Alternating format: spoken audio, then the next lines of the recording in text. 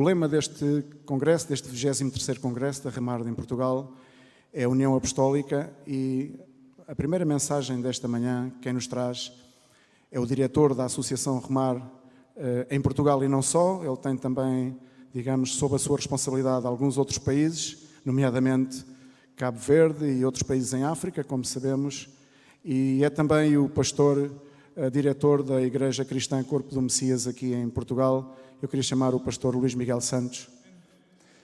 Aqueles que fomos, de alguma forma, chamados e recebemos este privilégio e enorme responsabilidade, sabemos que este não é o lugar mais confortável para estar. O lugar mais confortável é recebê-la, não é? Mas mais bem-aventurado é dar que receber. Ensina-nos a palavra do Senhor. Amém? É um lugar de serviço, embora a igreja seja chamada não somente a ser boca, mas a ser braços, a ser mãos. E hoje, por mundo afora, há muitos lugares onde as pessoas não têm o privilégio de estar numa sala e escutar abertamente falar de uma fé, de uma esperança. Falamos acerca da unidade apostólica. E eu queria convidar-vos a que pudéssemos orar, sobre todas as coisas, orar para que a palavra de Deus encontre lugar no nosso coração e que nos possa desafiar e que nos possa instar e que possamos sair deste lugar onde nós estamos congregados e realmente sermos essa sal, ser essa luz, sermos esse organismo, esse corpo, essa igreja que Deus está a formar, está a separar e a sarandear para sermos os elegidos de Deus, esses apóstolos, esses profetas, esses pastores, esses enviados a levar a esperança, a única esperança que existe para este planeta Terra. Amém? Pai, no nome de Jesus Cristo, Senhor, te agradecemos por cada pessoa que está presente, te agradecemos sumamente por o sacrifício do teu Filho amado Jesus Cristo, Senhor, na cruz do Calvário. Senhor, prometes, Senhor, dessa sangue derramada pelo qual, Senhor, temos entrada, Senhor, diante da tua presença. Senhor, assim que entramos ousadamente e confiadamente, Senhor, e ancoramos a nossa esperança, a nossa salvação em Ti. A Tua palavra é verdade, a Tua palavra nos desafia, a Tua palavra nos transforma, queremos ouvi-la, Senhor, estamos expectantes, Senhor, pela Tua palavra, mas sobretudo pela obra que o Teu Espírito Santo, o Consolador, o Espírito da verdade, Senhor, nos vai fazer, porque nos vai revelar e nos vai guiar, Senhor, à Tua verdade, Senhor. Que o Teu reino seja estabelecido, Senhor, e que seja feito assim na terra como no céu. Pai, no nome de Jesus Cristo peço, amém. Amém? Eu queria convidar-vos a que pudéssemos ler a palavra de Deus no Evangelho segundo São João, acerca da oração, ou podemos chamá-la, para mim é quase uma declaração de amor que Jesus faz, terminando, orando ao Pai por os seus discípulos, pela sua igreja. Não somente aqueles que viviam contemporaneamente naquela época, senão aqueles que iriam acreditar. Ele já estava, de certa maneira, a profetizar sobre aqueles que hoje aqui estamos. E diz desta maneira, a partir do verso 20, rogo não somente por estes, mas também por aqueles que pela sua palavra hão de crer em mim. Amém? Pela palavra de Deus, aqui dá-lhe uma importância primordial à palavra de Deus, para que todos, diz comigo, para que todos sejam um, amém? Colabora comigo, né? Eu normalmente quando vou ao cinema ensinaram-me de pequeno, não é? Na igreja ninguém gosta de estar nas filas da frente. Dizem que os assentos mais altos são os melhores, que provavelmente se vier Cristo vão primeiro, mas eu acredito às vezes, provavelmente se estás na fila da frente, ouves a mensagem mais rápido e provavelmente tem mais impacto. E é pedagógico, repete comigo, para que todos, eu neles e tu em mim, para que eles sejam todos um, como tu, ó Pai, és em mim e eu em ti, que eles sejam um em nós, para que o mundo creia que tu me enviastes. Cada vez mais no mundo há uma dificuldade de crer, de fé, inclusive dentro da própria igreja. Ou seja, se suscitam mais dúvidas, as pessoas debatem-se, ou seja, as questões existenciais, as questões próprias do ser humano. somos nós que podemos responder a esta oração. Quando falamos acerca da unidade apostólica, tu e eu podemos responder, dar a resposta, se realmente nos unificarmos em Cristo Jesus. Eu neles e tu em mim, para que eles sejam perfeitos em unidade. Perfeitos, diz comigo, perfeitos em unidade. A palavra de Deus em Jesus diz, sede perfeito assim como eu sou perfeito. Sede santo como eu sou santo. Ou seja, quando uma pessoa se põe a meditar acerca destas palavras, parece algo inatingível. Mas na realidade é perfeitamente atingível, não por aquilo que tu e eu possamos fazer, mas sim por algo que Jesus Cristo realizou de forma consumada na cruz do Calvário. Amém? A questão é que nós continuamente queremos fazer coisas em vez de simplesmente deleitar-nos naquilo que Deus fez por nós. Estamos aqui. Estamos aqui. Não te preocupes tanto em fazer, mas permite sim que Deus faça algo em ti. E à medida em que tu permitas que Deus faça em ti, então ocorre uma transformação. Então já não há tanto esforço para ser, para fazer, para aparentar. Porque cada vez mais se aparenta. Muitas das vezes temos que ser eticamente corretos, é necessário ser eticamente, teologicamente é absolutamente necessário. Mas às vezes, na realidade, as aparências, o próprio profeta Samuel se deixou levar pelas aparências e o Senhor disse, não olhes às aparências porque eu olho ao coração. Esse não é o escolhido de Deus. Este não é aquele homem que tem um coração conforme ao de Deus. Ele não está aqui, pergunta-lhe se tem outro filho, tinha outro filho. Esse filho de David não estava com os seus irmãos, ele estava no lugar onde Deus o tinha colocado. Tu estás no lugar onde Deus te colocou para que possas cumprir o propósito que Deus para ti, para que Deus possa operar na tua vida, para que possas responder à oração de Jesus Cristo e chegar a ser um. Às vezes não entendemos a situação, às vezes não entendemos o porquê de muitas circunstâncias, mas estamos onde estamos porque Deus nos coloca nesse lugar, nessa circunstância, para que Ele possa operar a perfeita unidade entre nós e Ele, e assim entre eu e tu. E com toda, diz a palavra do Senhor, e eles para que sejam perfeitos em unidade. Eu queria falar acerca da perfeição da unidade, porque a perfeição da unidade é aquilo que vai manifestar na realidade o poder da igreja neste mundo, e é aquilo que vai fazer com que todas as pessoas creiam não na religião, mas sim que há um único Deus. E queria passar a uma escritura, que são as escrituras bases, e fazê-lo o mais rapidamente possível para respeitar o tempo. Paulo, na igreja de Éfeso, no capítulo 4, ele dizia, rogo-vos, pois, eu preso do Senhor, que andeis como é digno da vocação com a qual fostes chamados. Diz, com toda humildade, mansidão, longanimidade, suportando-vos uns aos outros com amor. Pergunta-te a ti mesmo quantas vezes suportas as mais pessoas que estão ao teu lado. Procurando diligentemente, diz comigo, guardar a unidade do Espírito no vínculo perfeito da paz. De forma diligente, procurar guardar a unidade. Porque enquanto estamos a procurar a unidade, enquanto estamos a procurar ter só uma visão, há sempre alguém que está a procurar a divisão. A palavra de Deus ensina-nos que o inimigo não veio senão para matar, roubar e destruir. Ele é o pai da mentira. E ele vem tratar de buscar a divisão no teu coração. Uma casa dividida não pode prevalecer entre si mesma. A divisão na tua forma de pensar, a divisão na tua família, a divisão nos ministérios, a divisão nos países, a divisão nas nações, inclusive promulgando falsas unidades. E continua dizendo, há um só corpo, um só Espírito, como também fostes chamados em uma só esperança da vossa vocação. Um só Senhor, uma só fé, um só bautismo, um só Deus e Pai de todos, o qual é sobre todos e por todos e em todos.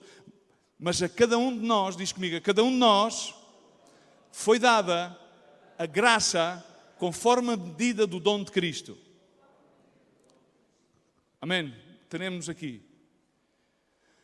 A Escritura fala acerca de 7 elementos que, no meu entender, nos levam a que é aquilo que é a perfeita unidade. Diz comigo, um corpo, um espírito, uma só esperança do chamado, um só Senhor, uma só fé, um só bautismo, um só Deus e Pai de todos, que é sobre todos, por meio de todos e em todos.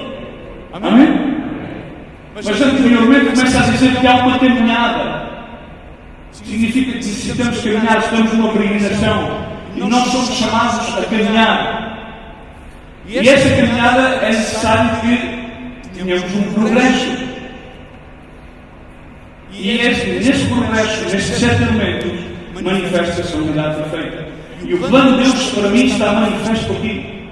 Existe uma sequência, não podemos sair, não podemos mudar os elementos ou mudar a ordem, começar pelos 7 elementos, só Deus, mas temos que começar ao contrário, pelo corpo. E começar por essa mesma sequência. E temos que ver que Deus escolheu elaborar a salvação. E porquê é que Ele escolheu elaborar a salvação desta maneira? Ele escolheu implementá-la desta forma. E é unicamente desta forma que as almas serão salvas. Porque existe um só corpo e este é o ponto de partida. E Deus está a usar um corpo, um organismo que é a igreja. Deus está a formá-lo. Ele não está a usar múltiplos corpos. Há um só corpo. Podem haver diferentes ministérios, mas estes diferentes ministérios formarão um só corpo. E isto chama-se a igreja. Paulo dizia também aos Efésios, como também Cristo é a cabeça da igreja, porque o marido é a cabeça da mulher. Sem ele é o próprio Salvador. Em Colossenses também Paulo ensinou. Ele é a cabeça do corpo da igreja, é o princípio, o primogênito dentre os mortos, porque em tudo ele tem a preeminência. Uma igreja só. Pode haver muitas organizações, tal como nós somos uma organização de fé. E nela existem verdadeiros crentes, discípulos de Deus. Mas também temos que entender uma coisa, nem todos aqueles que afirmam ser verdadeiros crentes o são realmente. Amém? Do dizer ao fazer há um grande caminho, há uma grande disparidade. Agora, todos aqueles que são verdadeiros discípulos de Deus começam por reconhecer que a organização à qual pertencem não é o corpo do qual a palavra de Deus fala, mas sim pertence a esse corpo. Faz-me entender? Estamos aqui? Faz-me entender? Não é o corpo, mas faz parte desse corpo. Porque um corpo tem muitos membros. Estamos aqui. E agora, o corpo de Cristo contém diferentes membros, diferentes organizações, diferentes ministérios que se complementam uns aos outros, que creem naquilo que Jesus Cristo ensinou aos seus apóstolos e lhes disse para que eles pregassem e acreditassem. Isto sem que acrescentassem nada mais nem nada menos. Em Mateus, quando ele nos dá a grande missão, ele diz: ensina-os a observar todas as coisas, diz comigo, todas as coisas que eu vos tenho mandado. E aí eu estarei convosco todos os dias, até à consumação dos tempos ou dos séculos, dependendo da versão bíblica que tenho. E voltemos outra vez à essência. Não rogo somente por estes, mas por aqueles pela sua palavra. E aqui está o ênfase na pregação da palavra, que não pode ser nem acrescentada, nem deturpada, nem enfatuada, senão que é aquela na ordem na qual devem ser os elementos, na qual ela devem ser. Por isso, Deus é um Deus de ordem. Por isso é tão bom quando nós nos congregamos, exista uma ordem, exista um início, um meio e um fim. Amém? Por isso é tão bom quando entras no lugar onde nos vamos congregar, que se chama a Assembleia dos Santos, exista uma ordem, irmãos. Amém? Amém? Por isso é tão bom quando as famílias que servem ao Senhor tenham ordem dentro do seu lar, que andem conforme e sejam dignos conforme o chamado da sua vocação. Amém? Estamos?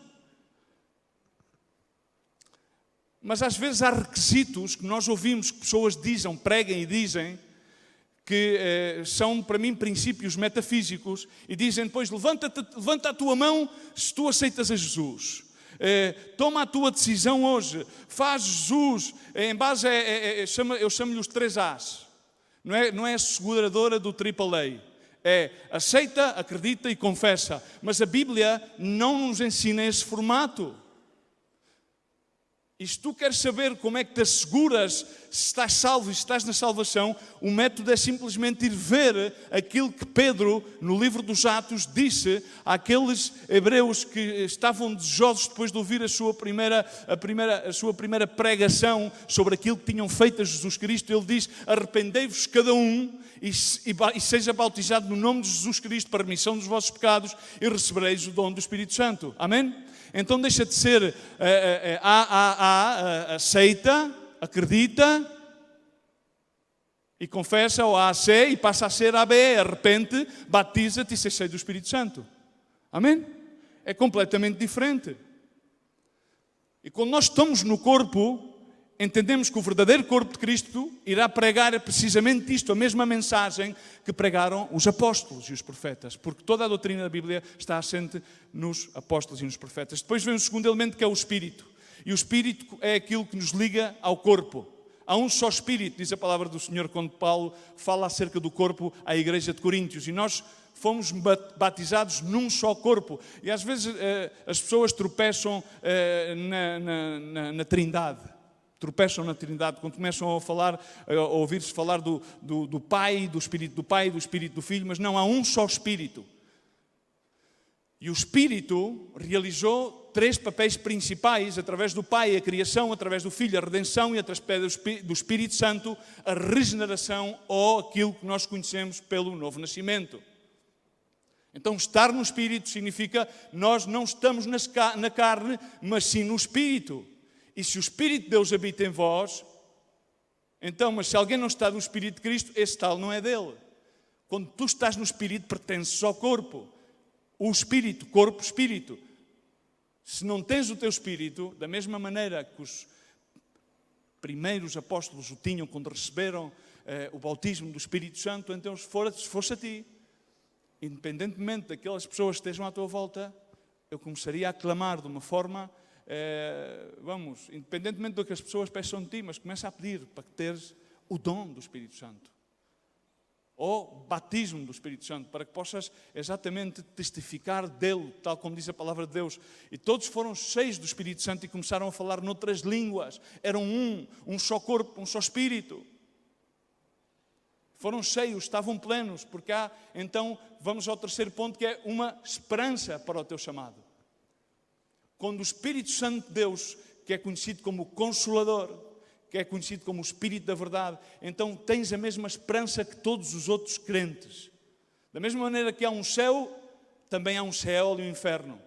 Não há muitos lugares diferentes de onde tu e eu possamos ir. Vamos a um só céu. Há muitas pessoas que dizem, há uns que dizem, há 144 mil vão ir ao céu, os outros ficam por aqui. Mas a palavra de Deus diz em Tito 2,13, aguardando a bem-aventurada esperança e o aparecimento da glória do nosso grande Deus, Salvador Cristo Jesus. Diz comigo, bem-aventurada esperança. Em Hebreus diz, a nossa esperança está ancorada em Cristo Jesus. Ou seja, Tito alinhou o pensamento da esperança única e singular. Em seguida diz, no verso 11, anteriormente diz, porque a graça de Deus se manifestou trazendo a salvação a todos os homens, ensinando-nos que renunciando à impiedade e às paixões mundanas, vivamos no presente mundo de forma sóbria, justa e pia. Amém? Então ele liga a nossa conduta, da mesma maneira como Paulo ensinou aos Efésios, liga-o à esperança da salvação.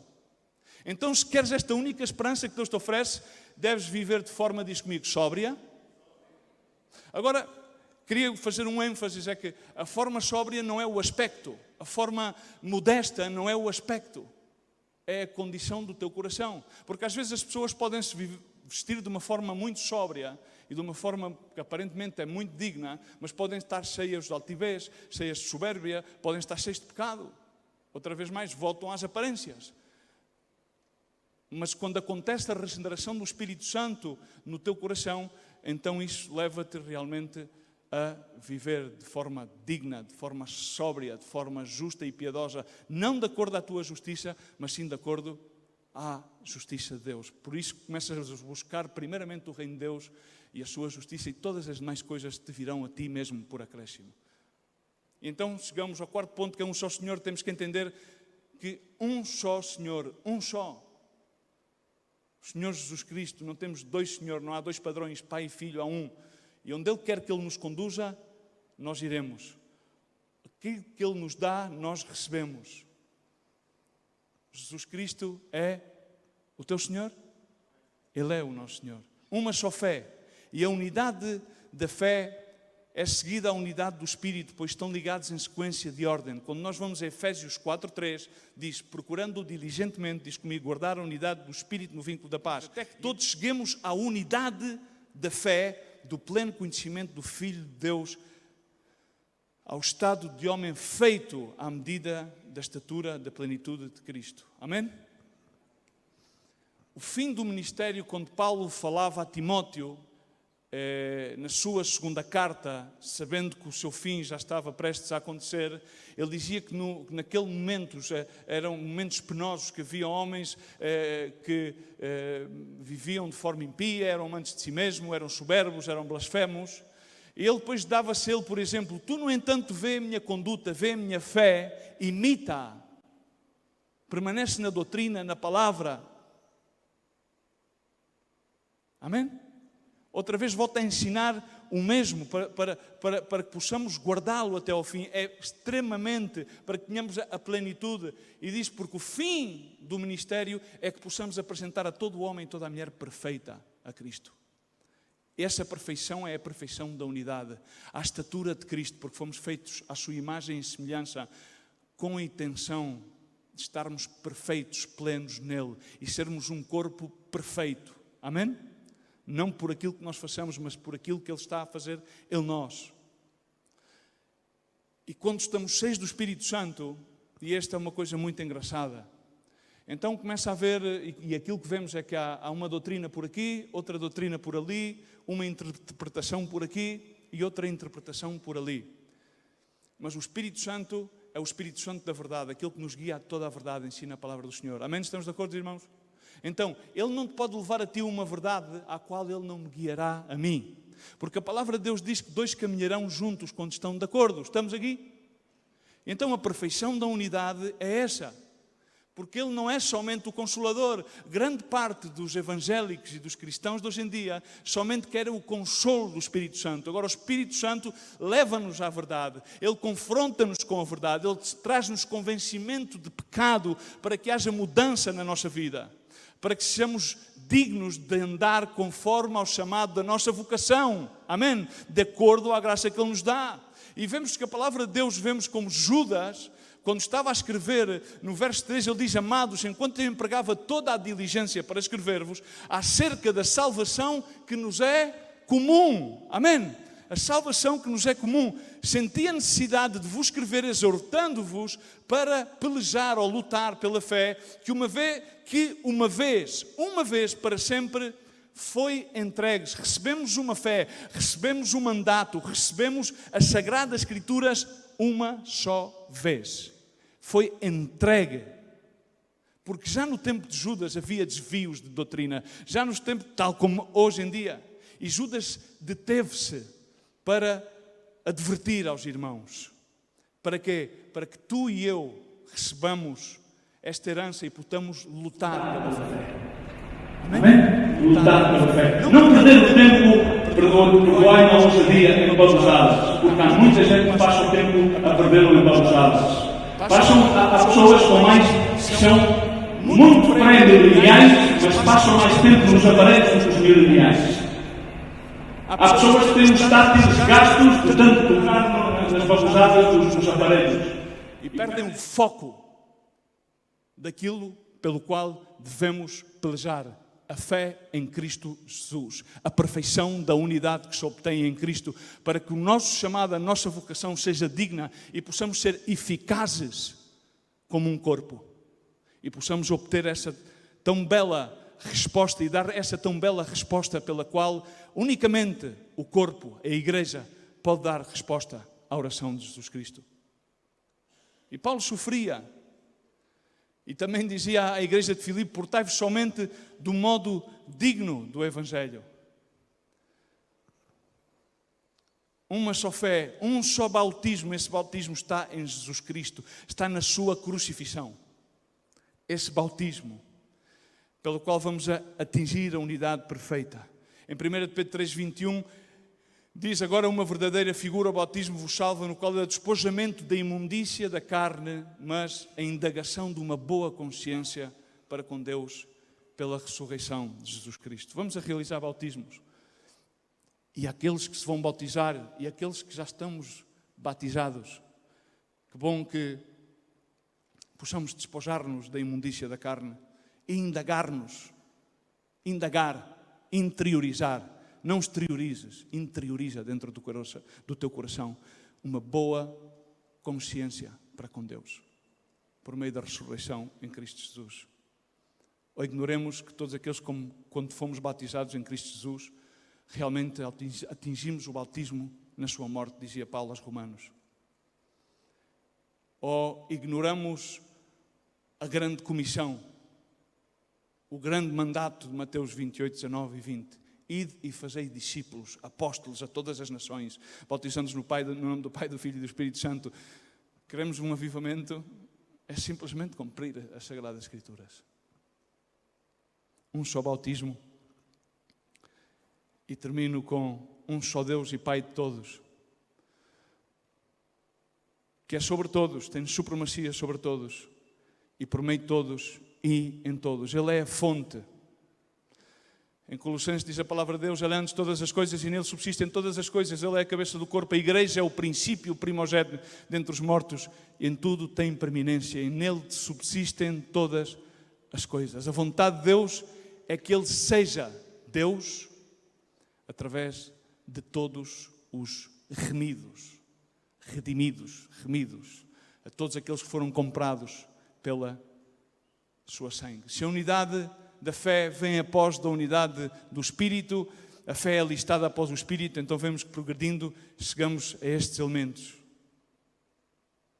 O aperfeiçoamento dos santos, diz a palavra de Deus, em Efésios 4:11. Ele deu uns como apóstolos, outros como profetas, outros como evangelistas, outros como pastores e mestres, tendo em vista o aperfeiçoamento dos santos para a obra do ministério, até que todos cheguemos à unidade da fé e ao conhecimento do Filho de Deus, varão perfeito à medida da estatura completa em Cristo, para que não sejamos mais meninos inconstantes, levados em roda por todo o vento da doutrina, pelo engano dos homens que com astúcia enganam fraudulosamente. Os 7 elementos, diz comigo: um só corpo, um só bautismo, uma só esperança do chamado, um só Senhor, uma só fé, um só bautismo e um só Deus, Pai de todos. E através da pregação, conforme diz a palavra de Deus em João 17 e 20, rogo somente não por estes, mas também por aqueles que pela sua palavra hão de crer em mim.